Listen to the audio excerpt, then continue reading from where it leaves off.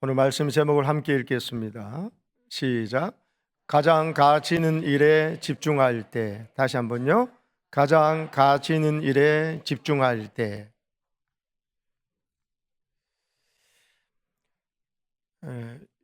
여러분, 가장 가치 있는 일이 무엇입니까?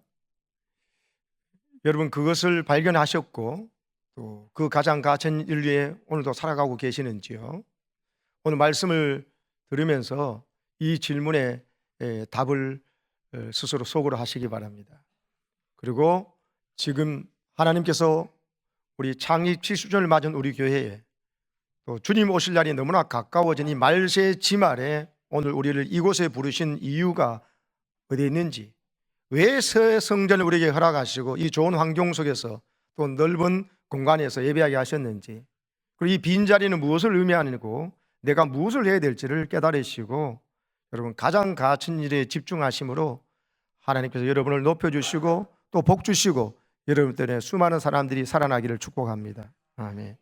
지난 2005년 8월 25일이었어요. 승객 363명을 태우고 미국 로스앤젤레스로 향하던 대한항공기가 있었습니다. 이륙한 지 10분 만에 여러분 그 승객 중에서 5살짜리 아이가 갑자기 열이 너무 많이 오르는 겁니다. 인천공항을 이륙해서 항로에 접은 지 10분 만에 긴급 환자가 발생한 것이죠. 아이가 의식이 혼미해지면서 고열과 함께 39도 올라가면서 열성 경련 증세를 보였습니다. 그래서 승무원들이 탑승객 중에서 혹시 의사가 없는지 수소문해 보니까 유명한 대학병원 의사가 마침 있었습니다. 그래서 그 5살짜리 애한테 진단해 보니까 상태가 너무 심각한 거예요. 상태가 너무 심각하다. 지금 이대로 두면은 아이가 미국 가리기 전에 이 비행기 안에서 죽을 수 있다는 이야기를 했습니다. 근데 문제는 바로 돌아가려고 하더라도 비행기 무게 문제였습니다. 여러분 미국까지 가려고 하니까 기름을 가득 넣었잖아요. 그때 이륙할 때 최대 이륙 중량이 한 388톤이 된대요.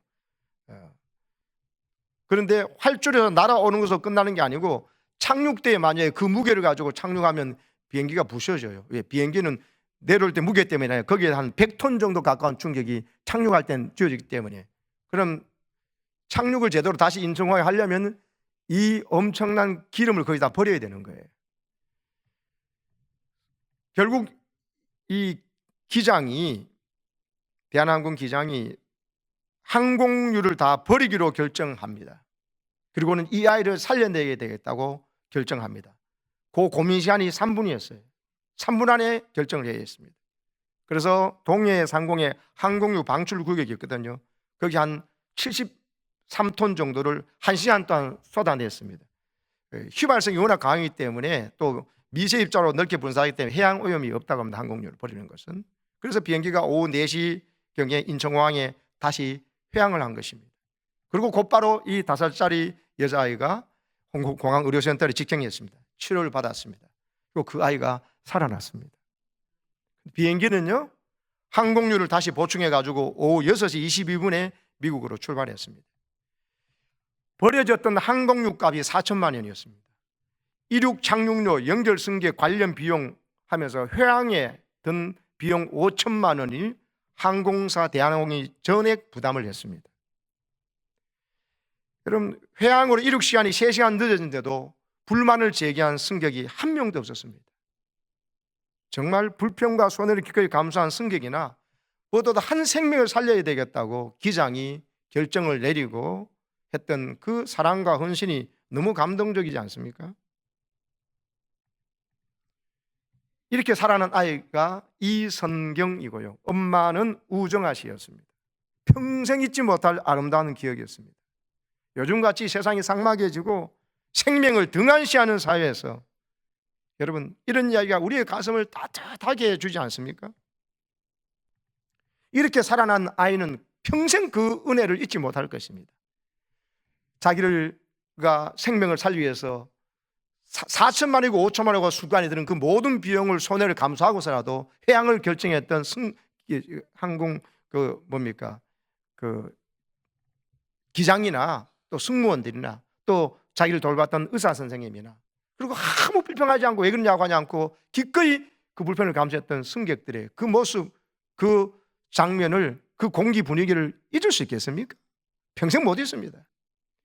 이 아이는 그렇게 자기의 생명을 소중히 여겨줬던 그 기억 때문에 평생을 아마 다른 사람의 생명을 소중히 여기고 자기도 누군가를 도와야 될 때는 아름답게 그 생명 살리려 도우며 사는 멋진 인생이 될 줄로 믿습니다. 그 어머니도 이 아이에게 그것을 항상 가르쳤을 것입니다. 그리고 그 어머니도 누군가 아픈 아이나 힘든 아이 있으면은 여러분 그 생명 살리기 위해 기꺼이 물질을 아끼지 않고 시간도 아끼지 않고 땀과 눈물을 흘리는 멋진 사람이 되지 않겠습니까? 이것을 아름다운 회양이라고 이름 붙여진 이 이야기, 여러분 육신의 생명을 잠깐 살려놓는 일도 이렇게 감동적인데요. 여러분 저와 여러분은요 예수의 복음을 전했을 때 그들을 교회로 데리고 왔을 때에 그래서 복음을 듣게 해서 예수 믿고 하고 창조주 하나님이 계셔서 나를 이토록 사랑해서 이 세상을 주시고 나를 이 땅에 보내셨구나. 그리고는 이 자유대한민국에서 예수 믿을 수 있는 이 자유로운 복을 주셨는데 내가 이 사람의 손에 이끌려서 여기 와서 복음 듣고 설교 듣고 예수 믿고 구원받아서 죽음 위에 있는 영원한 천국에 가게 되었구나. 영원한 지옥 갈 내가 이것을 깨달았을 때 그 사람은 감격이 어떠하겠습니까? 여러분 잠깐 육신의 생명을 살려는 이것과 비교할 수 있겠어요? 이것도 너무 감동적인데 우리가 복음으로 살리는 전도에서 살리는 일은 영원한 생명이에요. 영원한 생명은 30년, 100년 사는 게 아니에요. 1000년, 만년 여러분 영원히 사는 거예요. 그것도 천국이었어요. 죽음도 없고 이별도 없고 질병도 없고 고통도 없는 그곳에서 영원 복락 누리는 이 복을 여러분 이 생명 살리는 이 복음전에서 영생 얻게 하는 이 일이 얼마나 중요하고 가치 있는 일인지 모릅니다. 세상에서 가장 가치 있는 일은 사람 생명 살리는 일인데요. 육신의 생명 잠깐 살려놓는 것도 그렇게 귀해서 또 텔레비전에서 명의를 소개하면서 하지만 그 명의가 그 사람 생명 살려놔도 우리가 복음 전하지 아니하면 그 생명은요 지옥 가요. 그건 영원히 죽는단 말입니다. 오히려 우리는 거룩한 영적인 명의가 되어서 복음을 전한다는 이유 하나만으로 우리는 그 생명을 우리가 좀 부족하고 연약하더라도 또 인격이 좀 모나고 부족한 것이 있다 할지라도 우리가 복음을 전해서 내가 살아난 이 복음을 전하기만 하면 우리는 여러분 그 영혼을 영원히 살게 하는, 그래서 그가 천국 가서 영원히 고마운 것이 복음 전해주는 나를 영원히 잊지 못하는 이런 은인으로 살 수 있는 길을 여러분 살아가시기를 축복합니다. 리더스 다이제스트에 실렸던 이야기입니다. 이 미국의 목사님이 친구가 있는데 인텔리예요. 은행장입니다. 둘이 너무 가깝고 서로 또 존경하는 사이였어요. 그래서 목사님이 기회 있을 때마다 파티에도 같이 가고 골프도 같이 했습니다. 그러니까 진짜 친한 거죠. 그런데 이 은행장 친구가 예수를 안 믿거든요. 그래서 예수 믿자는 말을 분명히 못하고 지낸 중이었는데 여러분 하나님께서 마음에 감동을 주시겠죠. 마음속으로 예수 믿자는 고민을 하라고 하는 감동을 주는데 이 목사님이 그렇게 하면 혹시 이 사람이 불편할까 싶어가지고 계속 피일차일 미루고 있었습니다. 그런데 오늘 주말이었습니다. 토요일 날 주일 설교를 해서 여러분 눈을 뜨세요. 졸면 안 됩니다. 눈 감으면 계속 졸려요. 습관적으로 됩니다. 주일 설교를 준비하고 있었는데요, 성령께서요 그 시간에 이렇게 말하는 겁니다. 너 친구 은행장한테 빨리 가서 전도해서 결심하게 하라. 이 감동을 주는 거예요. 아니 설교 준비하는데 그 순간적으로도 아니 목사님 하나님 지금 설교 주면 돼 하고 주일 마치고 난 다음에 나는 월요일에 가서 또 만날 때 하겠습니다 이런 마음이 드는데 아니 이게 성령께서 역사하는 분이 지금 가서 그 친구한테 가서 전하라라는 마음을 주시는 거예요. 너무. 그래서 그 친구에 전화했더니만 방금 토요일이라 가지고 그 친구는 예수 안 믿기 때문에 손들과 토요일이니까 골프장에 가 있는 거예요. 여러분 이때 미루시면 안 됩니다. 1시간이나 더 걸리는 거리에 있는 골프장까지 목사님이 차를 몰고 갔어요. 왜? 성령께서 그 친구에게 전하라고 마음의 부담이 너무 강하게 오기 때문에 하필이면 설교 준비하는 시간에 그래 됐으니까 찾아갔는데요, 한참 골프 치고 있는 친구에게 갔습니다. 한참 게임 중에 있는 손님들에게 양해를 구하고 은행가 친구에게 자기가 왜 여기까지 달려올 수밖에 없었는 이유를 설명하기 시작했습니다.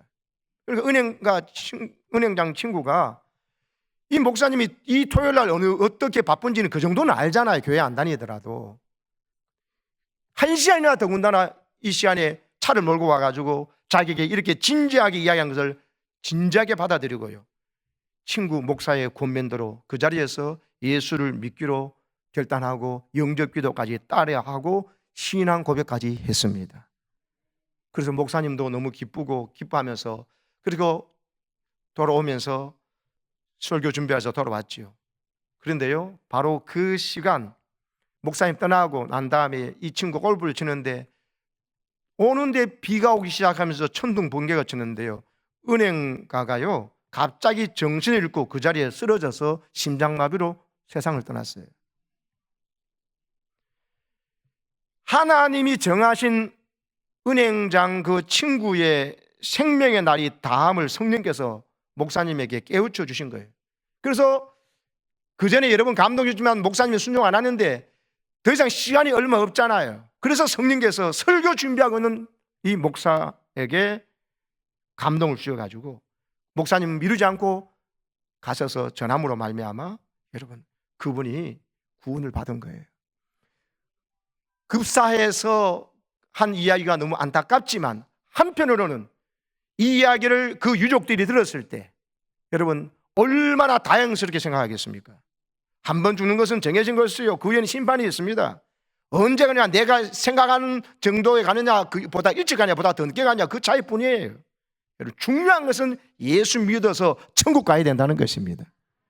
천국이 없다면 모르겠지만, 지옥이 없다면 모르겠지만, 정말 천국과 지옥이 있다면 은행장이 중요한 게 아니고 대통령, 국회의원이 되는 게, 의사가 되는 게 중요한 게 아니에요. 내가 원하는 인류대학에 가고 원하는 연봉을 받는 게 중요한 게 아니에요. 예수 믿어서 구원받는 믿음이 없으면 그것은 가장 실패자고 그게 루저입니다. 키가 얼마 안 되고 뭐 연봉이나 뭐 위묘가 얼마 안 되는 게 루저가 아니에요. 여러분 정신을 똑바로 차려야 됩니다. 무엇보다도 이 은행장 친구가 천국 갔을 때 그 친구 목사님을 얼마나 고마워하겠습니까? 그 시간에 토요일 날 바쁜 시간에 일부러 차를 몰고 와가지고 자기가 그렇게 진지하게 맞아서, 그래서 내가 극적으로 구원받은, 마지막 어떻게 보면 십자가에 달려서 죽을 때 구원받은 한 강도처럼 말이야, 자기만큼 이렇게 복받은 자가 없구나 하는 생각 속에서 천국에서 만났을 때 얼마나 고마워하겠느냐고요. 사랑하는 여러분, 여러분이 이 순종한 목사님처럼 되시기를 축복합니다.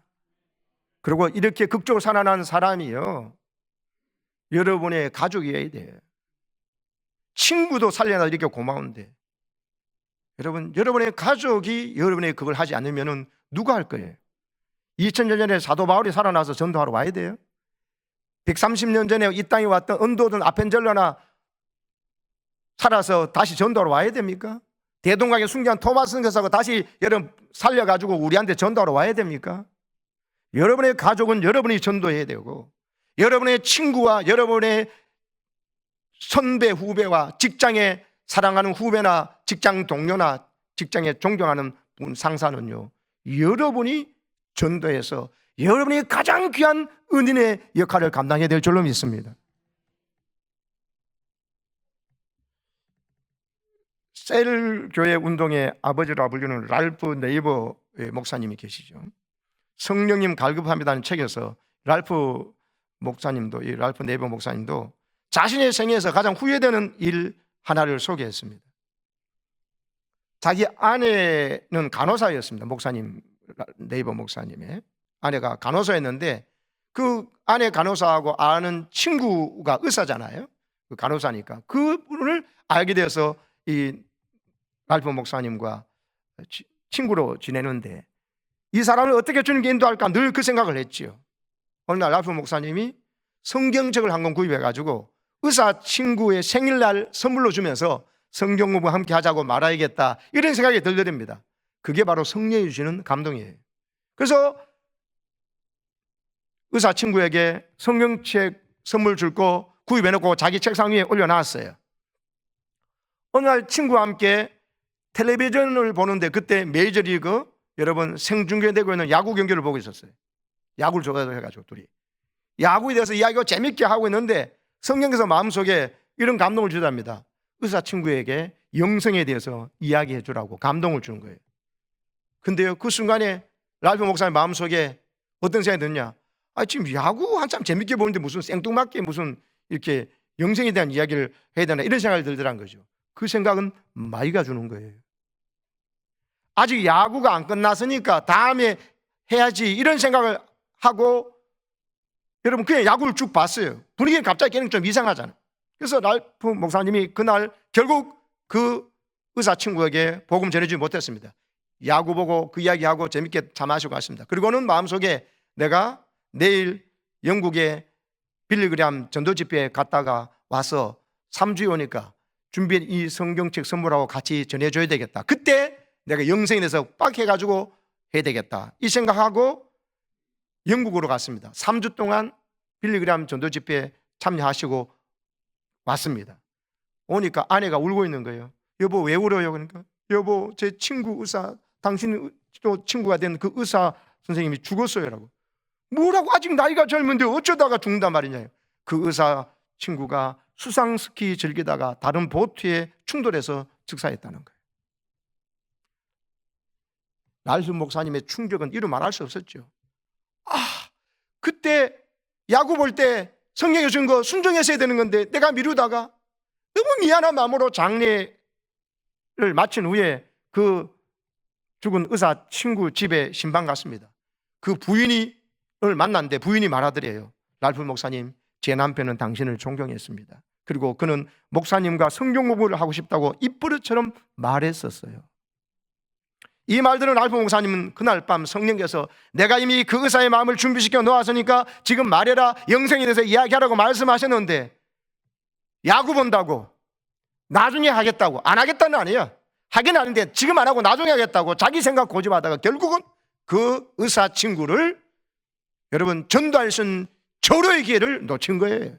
그래서 랄프 목사님이 우리나라에 여러 번 오셨잖아요. 오가지고 하면서 자기가 자신의 생애 동안 가장 후회되는 일 가운데 하나를 눈물로 고백해서 이야기를. 저는 이 이야기가 여러분의 이야기가 되지 않기를 축복합니다. 성령께서 감동을 주시고 VIP 초청자에 작년에 됐는데 뭐 올려다오 그럼 내년에도 하겠지 할 겁니다. 주님 오실 동안은.